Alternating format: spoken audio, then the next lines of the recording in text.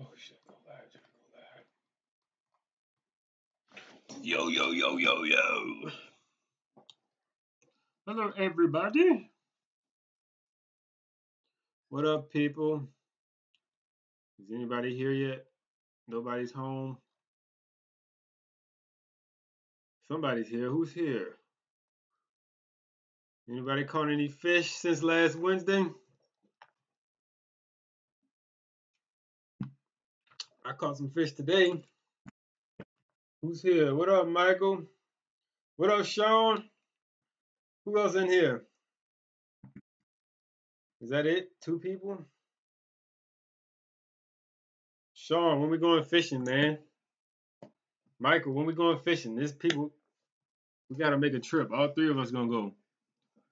We gotta go down the road. Mike, you been fishing down the road lately?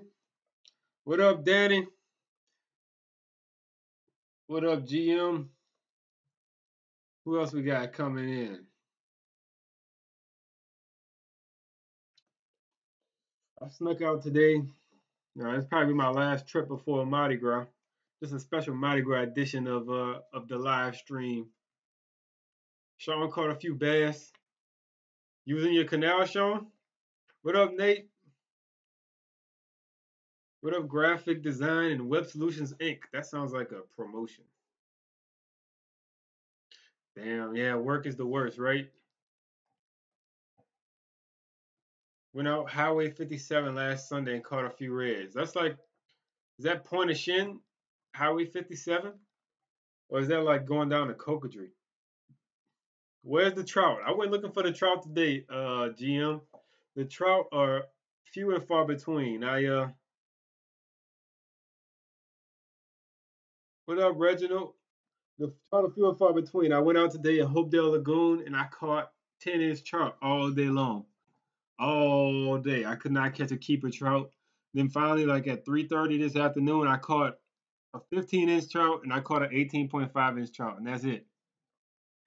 Yeah, I heard you, Graphic. I figured that. GM got 2 bass last week. Cocodrie Lake Boudreaux. Okay, yeah. I recognized the number. I just wasn't sure. I knew it was between Point of Shin and Cocodrie, somewhere up in there. Yeah, this is the time of the year to fish for bass. What up, Cannon? I'm glad you found it, man.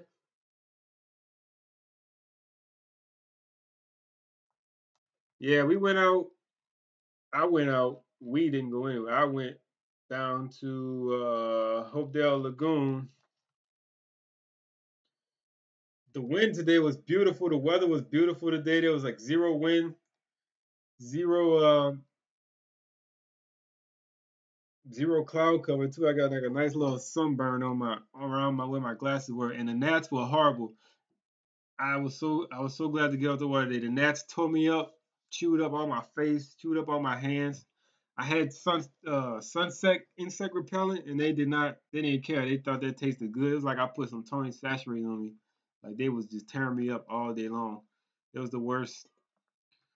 I was gonna be all excited this week and tell y'all about how the St. Tammany Pier was gonna open up this weekend, and how you should get out there and start fishing the St. Tammany Pier because the lake is gonna start turning on soon. But we also got some other news that something else is opening up this week, which is the Bonnie Carey Spillway. So I hope y'all weren't planning on having too much of a spring season in the lake because that is all but over with now. They opened the spillway up today. I heard this morning they opened it up, so water's gonna start spilling through into good old Lake Pontchartrain. It's gonna ruin the spring speckled trout bite. So don't even worry about it. St. Tammany Pier is gonna be nice and muddy. If you want to go catfish it, you can go ahead and go hop on in the St. Tammany Pier and go catfishing. I did see that. Well, what's his name went out today? Um, Chaz Champagne went out today. I saw he had a nice report on Instagram, on Facebook, or whatever. I don't know where I saw it, but looked like he caught some fish today.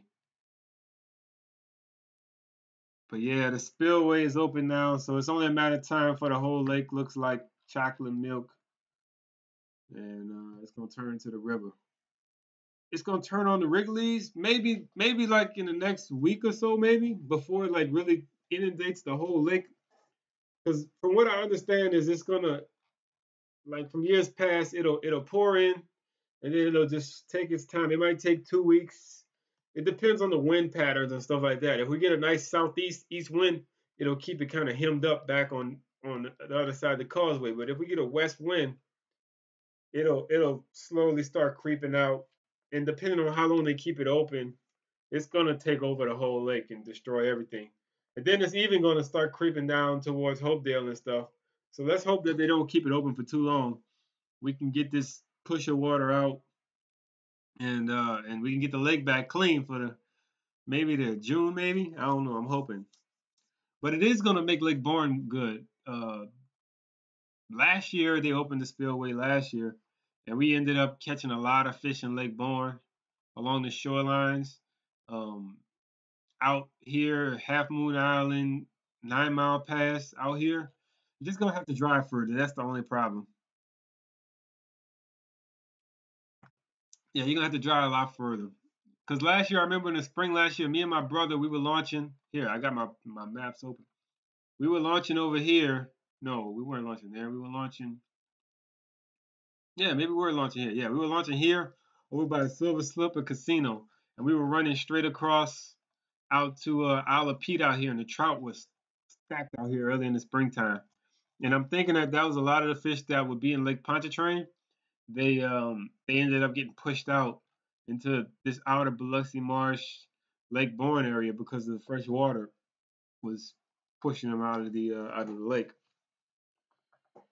What else I was going to talk about? Any kayakers in here tonight? Anybody going to do the IFA kayak tournament? IFA boat tournament? I don't think we got anybody like that in here tonight. IFA kayak tournament is this weekend. I really like doing that tournament. It's a two fish stringer. You catch the biggest speckled trout you can catch, and you catch the biggest redfish you can catch, and it's a catch photo release tournament. So you just take pictures of them with a token on them, and you take pictures on a ruler, and the person who has the highest two fish total inches wins the tournament. I really enjoy that format, and I like fishing it, but they scheduled it right during the middle of Mardi Gras, like the most busy time of the year. So I'm not gonna be able to do it this year. It's this Sunday. So anybody doing that? Nope, nobody on here is kayaker either. France is in here. But yeah, if you want to do that, you got to go sign up Saturday at 6 o'clock in Lafitte. You can sign up and do the tournament. It's like $50 to jump in. You can pretty sure you can fish anywhere in the state, catch the biggest redfish and speckled trout, highest combined total length wins. Yeah, I really enjoy fishing that tournament, but I'm not gonna be able to do the first one this year. They're gonna have another one in July. South southwest wind the next few days will push trout. Yeah, I heard that.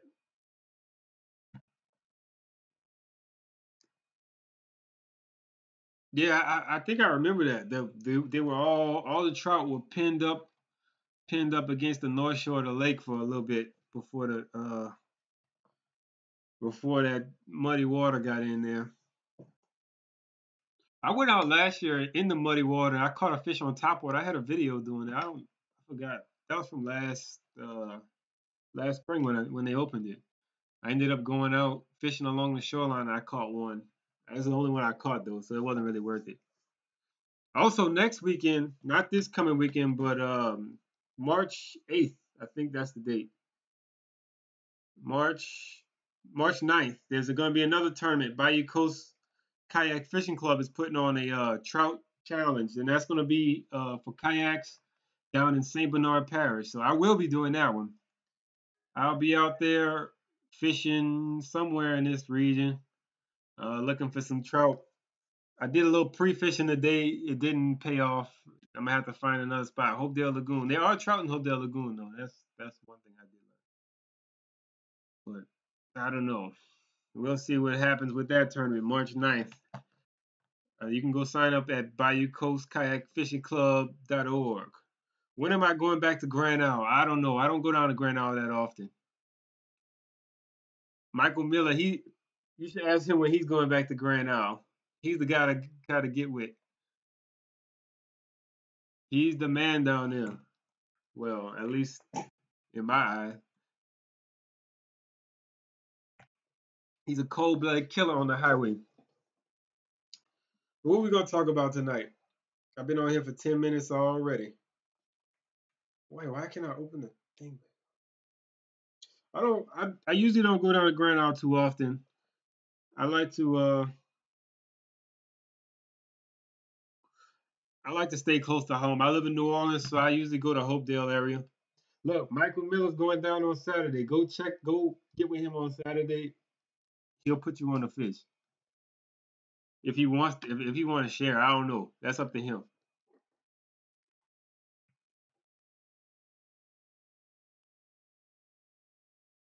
But yeah, I usually like to keep it closer to home.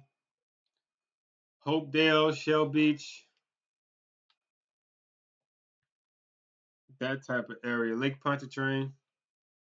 Where I'm going fishing next, I don't even know. I can't tell y'all because I'm preparing for a tournament right now. But it's gonna be somewhere in this region. Shell Beach, Hopedale, Delacroix, Reggio. I don't even know. We're gonna figure it out. Yeah, man, the kayak changed my life. I used to be a bank fisherman. I used to be a hardcore bank fisherman, fished every spot in the southeast region of Louisiana. And once I got the kayak, it just opened up so much more area to you. What up, Cornell? I'm glad you made it while we were live, man.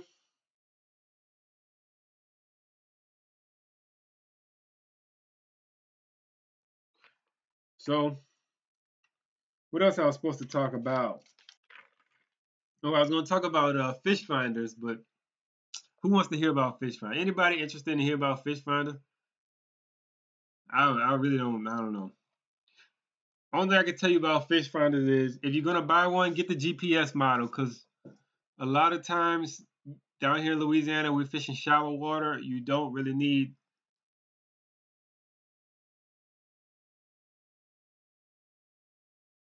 a fish finder in the shallow redfish ponds, but you do need a GPS because you can get lost easy. Look at this stuff, man. It's like a maze right here. Like you never know where you're going if you didn't have a fish finder, GPS. So always get the GPS model. So yeah, maybe we'll talk about it a little bit. All right, let me see. Let's look up some fish finder stuff.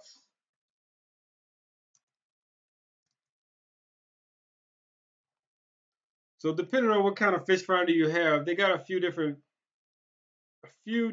types of fish finders out nowadays.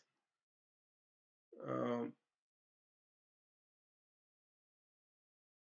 they have and like they keep coming out with new stuff every year. It seems like nowadays, like it's accelerating the pace at which they're coming out with new technology and new ways to visualize what's under the water. So um, like the old school kind with the colors, like the rainbow and the little fish arcs and stuff like that. That stuff is like so outdated nowadays. The traditional sonar that we've moved on to down scan imaging. We got side scan imaging now. We got 360 scan. They even have nowadays they have the live scope by Garmin. I think a couple other companies came out with some recently. But the live scope by Garmin, you can even see it's like watching a video almost of what's going on. But oh yeah, that reminds me, Cornell. If you're gonna get a fish finder, get the biggest screen you can afford too. Go with the biggest one they got. Whatever fits on your boat. Like if you could fit a 10-inch on your kayak, if I could afford one, I would put it on my kayak. Like the bigger the screen, the better. I have a 5-inch on my boat, and it's so small. You gotta get a magnifying glass to see it. But yeah, we got the traditional sonar. It's not even really useful anymore, like with the technology they have nowadays. But now we have downscan. The down scan, the DSI, that was like one of my first fish finders that I had, and I learned to use DSI, and I learned how to really read it. But the DSI is like a straight vertical up and down beam. Hold on, I'm gonna pull up some Google images and let y'all see some of them. It's a straight vertical up and down beam, so it sees directly what's below it. And why they don't have none? But it also has pretty good resolution when you look at it. Like right here, this is a picture of a down scan image of a bridge pilot looks like. And then here's another one. This is like a weed bed right here. So you can see the individual stalks of the weeds. You can see, if you look closely, you can see the fish in there too, if you kind of look closely. But down scan gives you a vertical image. It shows you like what's directly below the transducer. Side scan, which is pretty cool. I have this on my boat. Side scan gives you an image that's to either side, the left or right side of the boat. So right here, what you're looking at, this center line is where your boat is. So that's your boat. And then this right here is what's directly under your boat. This peak right here. So this is the depth of the water, this black area, the depth of the water under your boat. So the deeper the water gets, the wider this black band gets. So right now, this is the depth. And then everything this way is everything starting from the direct bottom of your boat looking to the left. So what you see here is you see this bottom of this thing is really it's really craggy, really rocky, and you can see like this is a rock that's protruding off the bottom, and you can kind of see a shadow here. So it's almost like you illuminating a light off to the side of your boat. So this right here is a rock sticking up. This is the excuse me. This is the shadow behind the rock. So that's the type of stuff that you can see with side scan, and it can get really cool. They got I have the Humminbird side scan, and now they just came out with the mega imaging, which gives you like super high definition. Like you can see everything. Like in this image right here, you can see how that's a tire. That was like a sofa or some stuff like that. Like it's amazing what you can see with this side scan. And to me, the advantage of the side scan is that it works in shallower water. So the down scan that I was talking about earlier, that's a vertical up and down beam, that works well for deep water. But the side scan, um, it works well in shallow water. So I've been in redfish ponds with my side scan, and you can see where a boat has driven through and scarred the bottom, where the prop scars are and everything. So it's really good for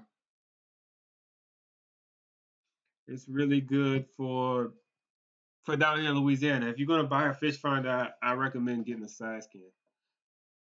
Jack says he just got a new trawler motor. He might get one of those live scopes. I don't know how useful that live scope is gonna be down here in Louisiana. I don't know if you're down here in Louisiana, Jack. But down here in Louisiana, we got a lot of shallow water, fishing like less than 10 feet. And I don't know if you're gonna really be able to see what you need to see. It really probably would be good like on the trestle, on the bridges in Lake Pontchartrain. It'd probably be good on the rocks in down to Mr. Go. In areas like that where you got a little bit of depth, 15, 20, 25 feet of water. But I don't know how useful it would be with what we do. So we had a few questions. Let's go back. Let's see. GM, he said Slidell bank fishing. What do I know about Slidell bank fishing? Let's see. Let's talk a little bit about Slidell bank fishing real quick. What do I know about Slidell bank? I know that Slidell bank fishing ain't gonna be too good in a few weeks. There's gonna be lots of river water and stuff. But a few spots I know on Slidell. Let's see. So where are we? All right. If we come on Highway 11, you can fish right here at the end of Highway 11, under the bridge, right on these rocks here. Right now, the bridge has been closed. You could probably fish off the bridge if you wanted to. That's also a good option right now. The bridge has been closed for construction, so maybe if you go, on the off times before they start working, after they stop working. Maybe you can do that. Also, right here at the end of Rat's Nest Road, I think it's called Lakeshore Drive now. But right here at the end, you see these cars parked right here. This is a good bank fishing spot. This right here is a good bank fishing spot. This is the end of the little street that goes to Eat Now. You make that turn and you come down here on the side of the interstate. Back here, you got the pier. And you got over here on these rocks right here, I see people fish all the time. That's all I know about Sunnydale bank fishing. Yeah, man, Michael, you can definitely see fish on the side scan. You can definitely see them. Let's see. I'm gonna look up a few more pictures. Let me look up that total scan real quick, and I'll show you. Side scan is awesome. That total scan is awesome. You can make out like the outline of the fish, the shadow of the fish. You can see everything with that with the side scan. You can almost sight fish in deeper water. Let's see. Let's show you some example pictures. Let's see if we can pull up a picture. But yeah, I was in the lake this past summer. I was in the lake this past summer, and we were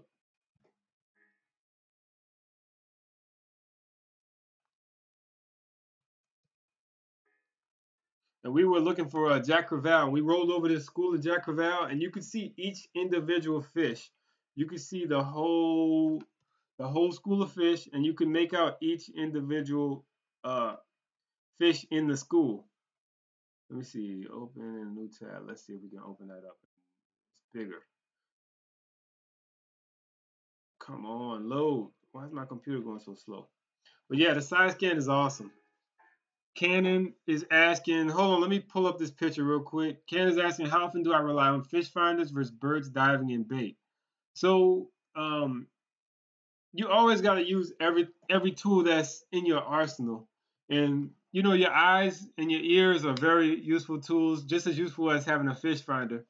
Um, but the fish finder can see things that you can't see. So if you see birds diving, that's obvious. That's really obvious. But on days when you can't see birds diving, you you got to use your fish finder. You got to know where the drop offs are. You got to know where the ledges are. And sometimes you won't always see the fish.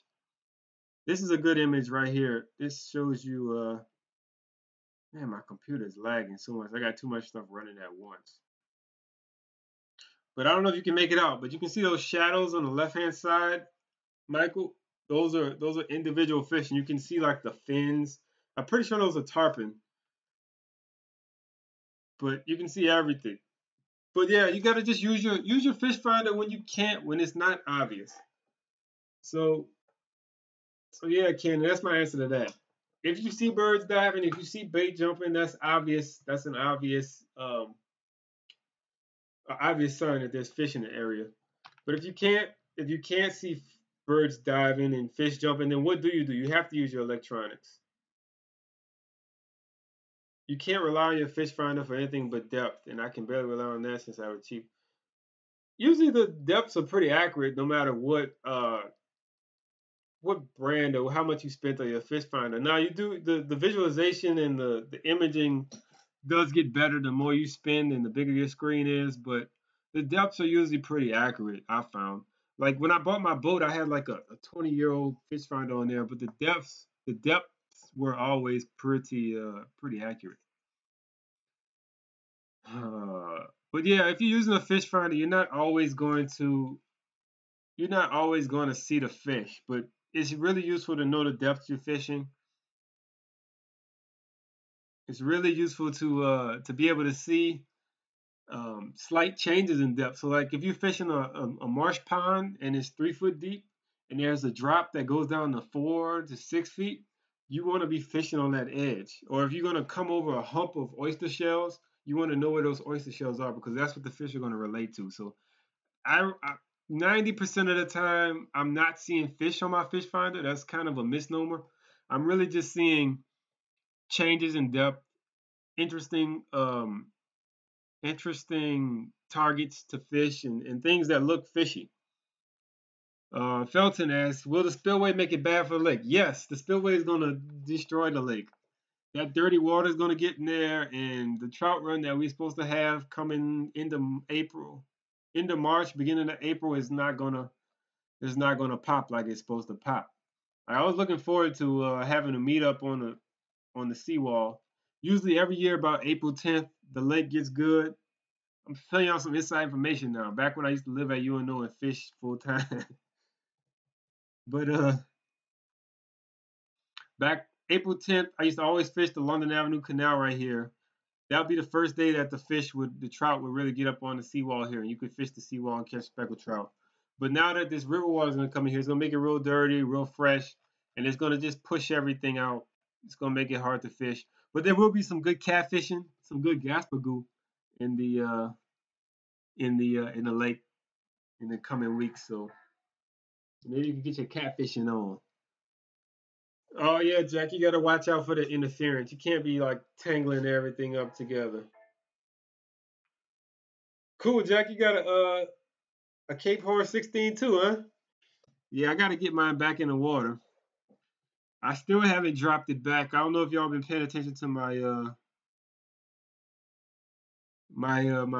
little boat repair videos, but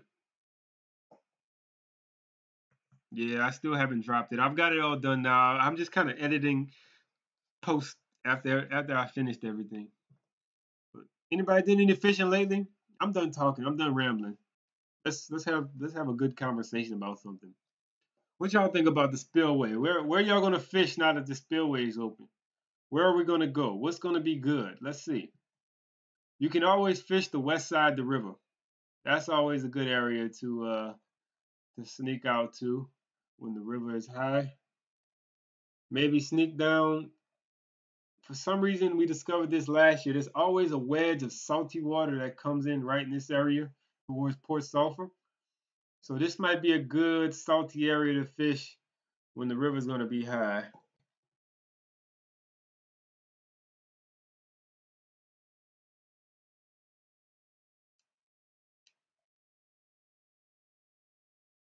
Yeah, and Grand Isle is always going to be good when the river's high. You're going to have some nice clean water. So, yep, that's always a good place to go. Crawfish is going to be good in the spillway after the river's open, after the open. But you got to wait for the water to go back down, right? Once it goes back down, then the crawfishing will be good, huh? I'm going to have to go try that then. Yeah, got to fish the West Bank, right? Lafitte, I don't know. Maybe I'll do a little bit more fishing in Lafitte this summer. Pack, you're right. Yeah, these are all good options. You're going to have to just get away from the east side.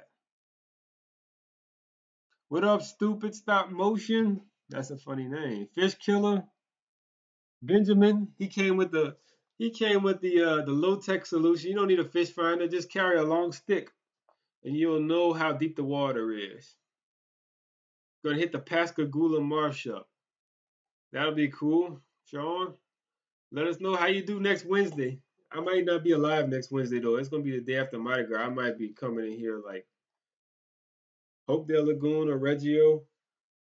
How big is my trout on the wall? Oh, that's a fake trout. It's metal. It's not big enough. Ooh, y'all giving away all y'all secret spots right now. Y'all already know this was my trick. Now I know where to go fishing this weekend. Think the trout are ready to be at Cat Island. I'm sure there's gonna be some fish that hang out there. We fished that area like last year we were fishing Isle of Pete and there were a lot of trout and reds. Maybe what month was that though? That was March. That was maybe April or May we were going out there. Maybe that was May. We were going out there in May. I'm sure there's got some reds that stay out there year round if you're gonna catch something. Um, you'll probably catch something. Sheephead. This is a good time to go catch some sheephead, man. I've been seeing this guy out of Mississippi. He's not on here today. DD214. He goes and catches sheephead in Mississippi. Like he's been catching them all winter long. Maybe you go try that. Going to the pumping station in Empire. I might be down there Friday. I might be down there Friday. I down in Empire. off the bank. I got some people coming in town for Mardi Gras. They want to go fishing Friday. I don't know. We'll see how I feel after Muses on Thursday, but yeah, I might be out there. Do I ever fish Mississippi? I've never fished in Mississippi. Closest I came to fishing in Mississippi is we launched at the Silver Slipper, like I said, and ran across back to Isle of Pete. And then we fished like all down like Door Point Bayou and all back this way. That's the closest I've been to Mississippi.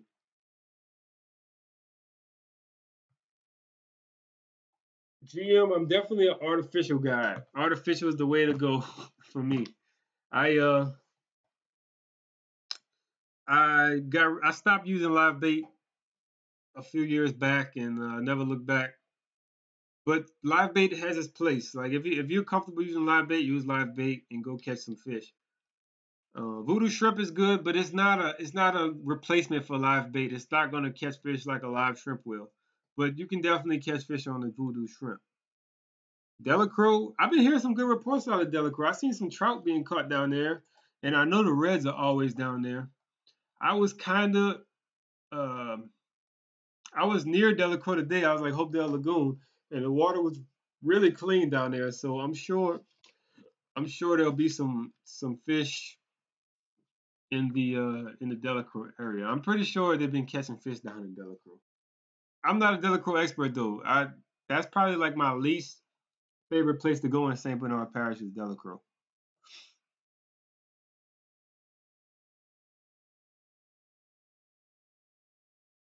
Anybody else got any? Do I prefer Matrix? I just prefer whatever's on the rack that's on sale. I uh I don't have any brand affiliations in the soft plastic world. Um, but yeah, Matrix makes a really good product. Their lures are very durable and they're made by Louisiana fishermen and they catch fish. They definitely catch fish. But any other soft plastic on the rack will also catch fish. You just got to know how to use it. Hope Dale on Monday. What up, Vic? That might be the move, man. I saw some good reports out of Hopedale. Even though I didn't do well today, I saw a few guys that did some damage today out of Hopedale. The water was really clean in Bahia La Lutra when I launched, and it was really clean out in the marsh. So I'm pretty sure it'll be good.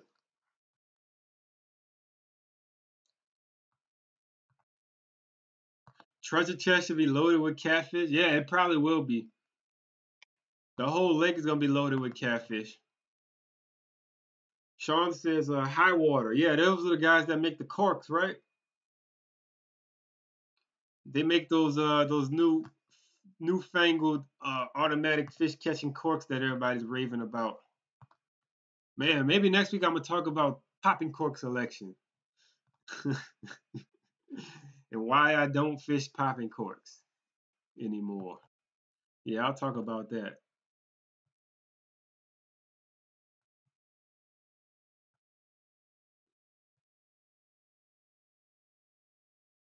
Yeah, Jack. Sparkle beetles catch fish. Everything catches like everything that people have ever caught fish on in the past still catches fish today. It's just that new stuff pops up and makes people forget about it. Just like I was talking about the corks now, they got these new high water corks, and I don't even know the names of them. I don't even pay attention to them no more. Uh, but they got all these new corks that everybody's raving about that they say catches more fish because they make a different noise. But I've been catching fish on a clip-on 89-cent cork since 2012, and before that I used the speculator, whatever the other name of it. I can't remember the name of it. A cork. All you need in a cork is something that floats and something that you can. Four Horsemen. That's the name of it right there. Four Horsemen. That's the one I was trying to think of. Four Horsemen cork costs $8.99. I've been using $1.25 cork and it still works the same. I catch more outfish people in the boat. Yeah, I heard that, and now I saw that H&H came out with their own. They call it like the I forgot what they call it, but it's the same design. Yeah, I never use corks. Never cork. If I'm gonna use a cork, if somebody in the boat is catching fish on the cork, I'll put on a Miradine and catch the same fish. It takes more skill. It takes a little bit more thought. little bit more presence. It's cork is boring to me. I fished for years with a cork. I'm not gonna lie, cork catches fish. A cork would catch you some fish, but it's just not my style anymore. I've moved on from that. I need to start a fishing tournament. Yeah, you're right. The whole fishing tackle industry is just about ripping somebody off. That's the whole industry. Like something popular comes out, and then somebody else comes out with the same lure. Like they got like six different voodoo shrimps now. Like they got the voodoo shrimp. Now they got the Berkeley rattle shrimp. They got all these different shrimps that do the same. Everything does the same thing.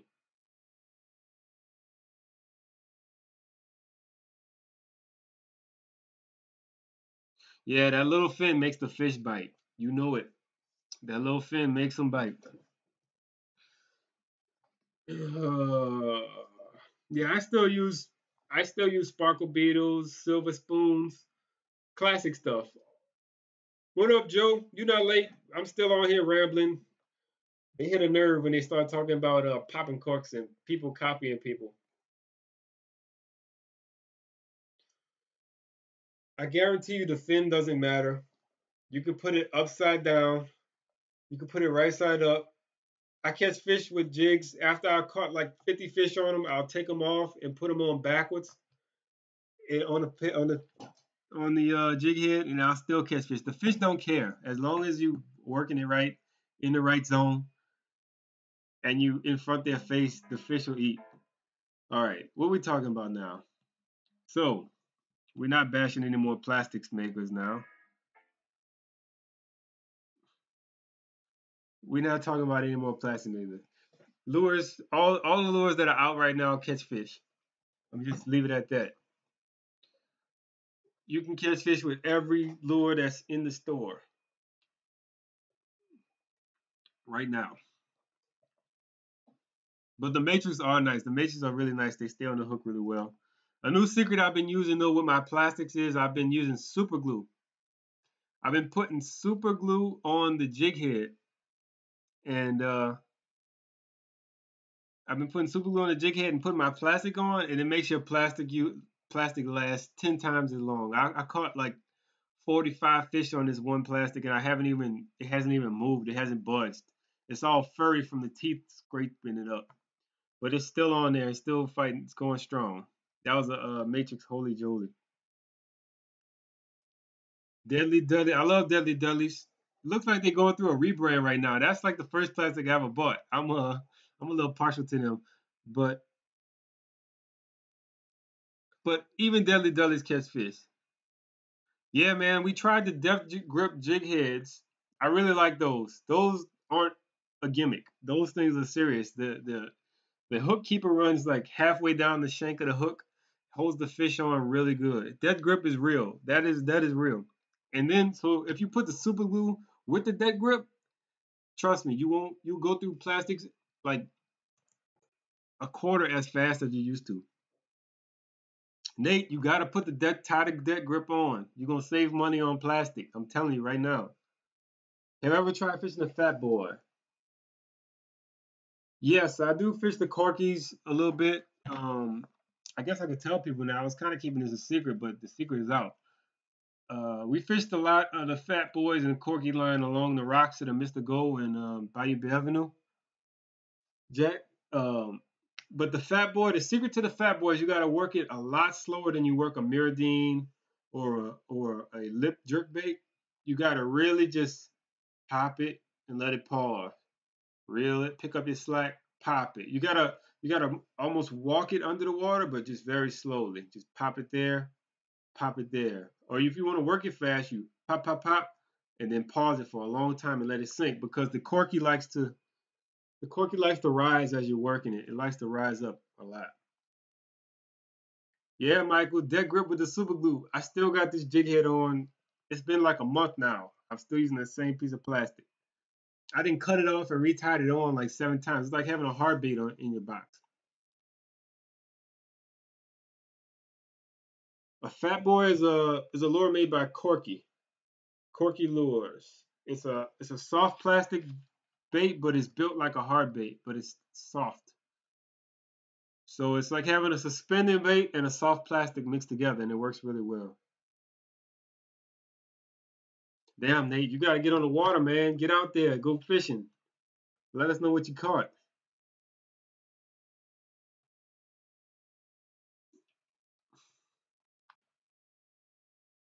And what's the website for Death Grip Jig Heads? I'm not sponsored by Death Grip Jig Heads. I'm just telling you that they're the truth. They're real deal.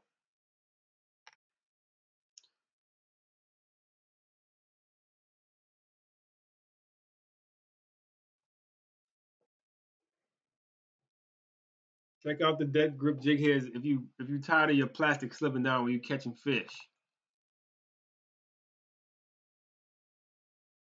Do I use gulps? I use gulps occasionally. I don't swear by gulp. I feel like gulp catches a lot of hardhead catfish, a lot of trash fish, and then they get torn up so easily that they that you go through so many, and they're so much more expensive than a regular plastic, and it's just not worth it for me. Only time I'll use gulp is if I'm really specifically targeting flounder, but even then, a lot of times I'll catch I like to use a strip of fish when I'm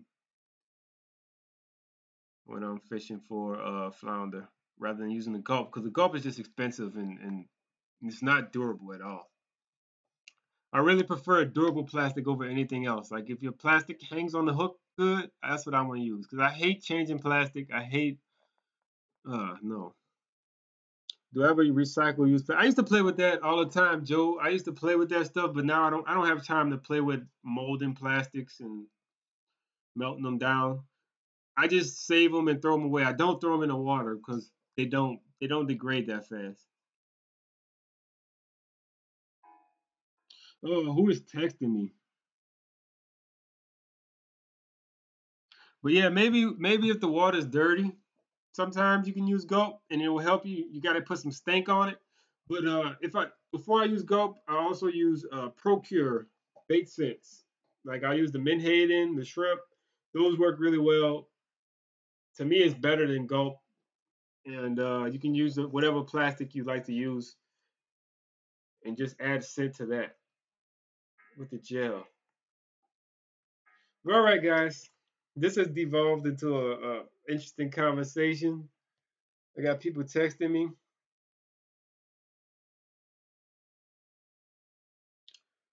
What's my fishing cadence? It depends on what you're doing, man. You gotta let the fish tell you what the cadence is, GM. Sometimes they want it fast, sometimes they want it slow. You never know. You just gotta get out there and just experiment. If you're gonna fish fast, uh, and the fish are biting it when it's fast, you keep fishing fast. But it also depends on what lure you're using too. So with a corky, like we were talking earlier, you have to work it a lot slower to keep it down in the water column. But um, with other lures, you have to work them faster to make them work properly. So it just depends on what lure you're using and how the fish are reacting to it. If the water's cold, they're going to want it slower. In the summertime, they're going to want it faster.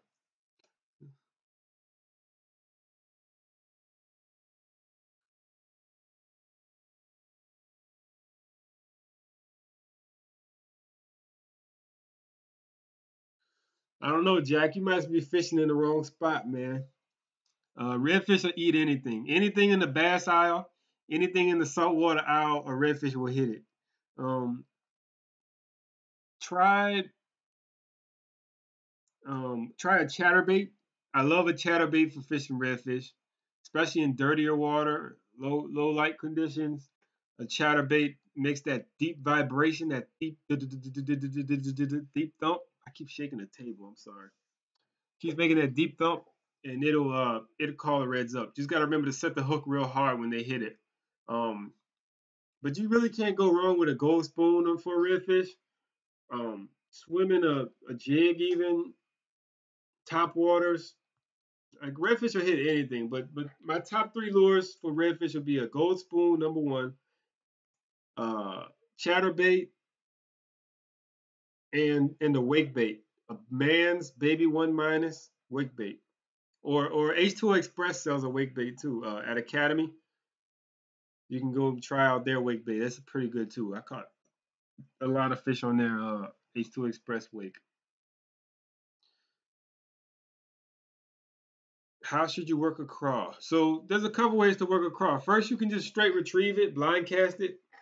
But if you're gonna be sight fishing, pitch it right in front of the fish's face and let it hit the bottom. Let those claws hit the bottom and sit up and just kind of flap a little bit.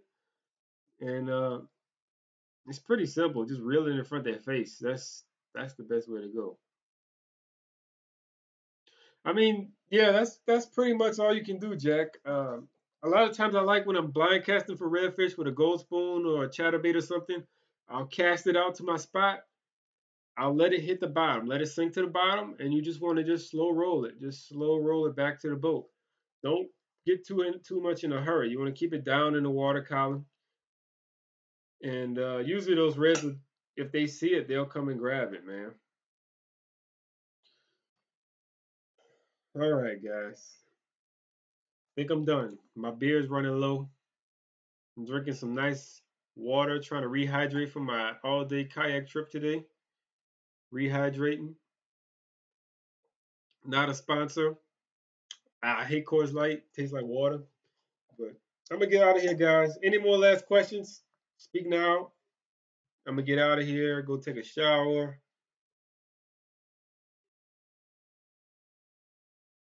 And I don't know. Go to sleep. Anybody else on here? Any more questions? Nothing?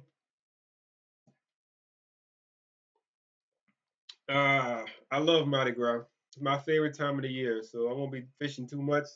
All right, Mike, I'll see you later, man. Won't be fishing too much in the next few days, but I'll see you guys day after Mardi Gras next Wednesday. Hopefully, I'm still alive. Hopefully, I'm able to stand up.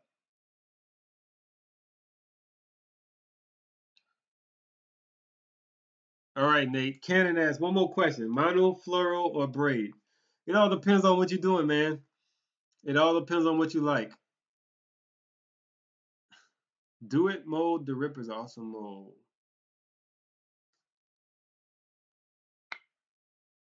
We have to check that one out. The Ripper. Kayak meetup. Yeah, man. I kind of slacked off on the meetup this month. I got busy with Mardi Gras stuff.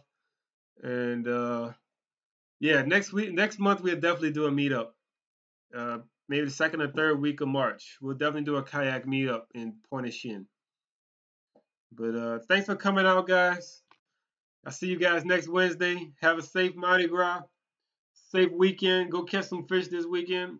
And I'll see you guys out there on the water sometime soon. Peace.